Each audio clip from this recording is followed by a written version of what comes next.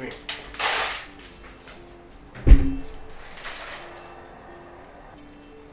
Sit.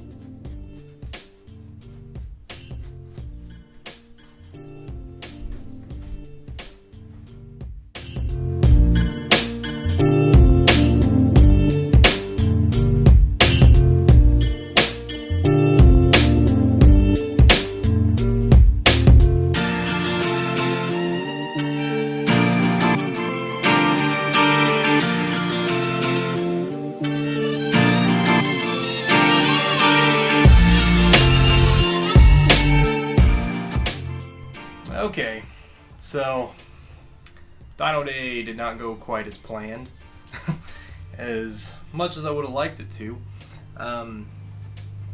Basically, kind of ran into a couple of issues. Didn't really get to film hardly anything like I wanted to. Got about one pull that Aaron did, and that's about it as far as footage goes. I was kind of running around trying to, I was just watching for a little bit, but trying to help people once my car got on there, especially I was trying to help out, but we kind of had drastic failure when it comes to my car. Basically, got it up there, did a pull, and made 196, which not too big a deal. We were pretty lenient on the timing, so went ahead and threw some timing at it, made 210 at, let's see, well, I think it was 173 foot-pounds of torque. Not too bad. We went to go up the boost. We were working on the water meth injection, trying to get it working. I like to blame James for it because I just like to give him crap because he's the one tuning it and driving it and stuff. But basically, as we were getting ready to do another pull, we'd had some issues where it was running too rich. As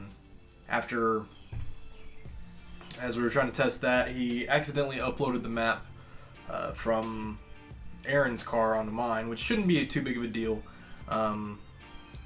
but because the setups are so similar, it wouldn't be a real big deal. But car was running super rich, and all of a sudden someone goes, there's water leaking over there, and I was like, okay, so let me go look at it, and it turns out, shit, it was pushing coolant, blowing the head gasket. After two pulls, got two, blew the head gasket, so that's my luck anyway. Aaron's car went a lot better. He got a handful of pulls. We actually were limited on Aaron's car by the fuel that we were using. We were just using 91 octane because that's really what we have available to us.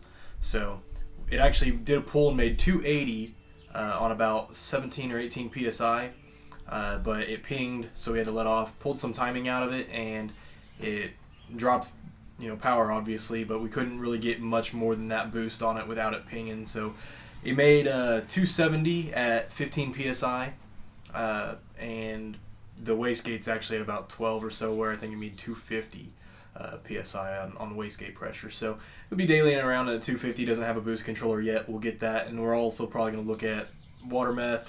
We don't really have E85 available to us in our area, so we don't really want to go that route. Race gas is an option, but again, still pretty expensive, so we can't really daily that, and wants to be able to have a high boost, low boost, and be a lot easier and cheaper if we just went with water meth. So that's probably the method we're going to go with, is setting up water meth on them, and we'll get some real power out of it. I bet we would see probably 320 out of it with a reasonable boost, probably 20 to 25 psi. So there was a couple other cars there, nothing to brag about really, I guess. They were a couple of B series with really small turbos. One made 230, the other made 277 actually, in a CRX. It was pretty dope.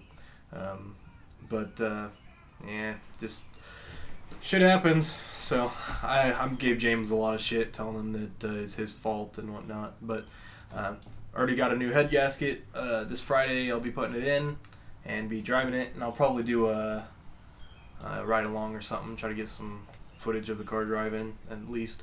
Again, only on lot 210 because we didn't get anything tuned, as well as we haven't gotten the boost controller working quite right. So still work to be done there. Coming up, I'll be doing some wiring, and I've got another couple of videos coming out around the same time. So stay tuned for everything else. And sorry I didn't get much good footage at the dyno. I was just busy, and I don't have a cameraman. It's all me, so I just have to do what I can. So check out this video of Aaron, his car on the dyno, and we'll see you next time, guys. Thanks.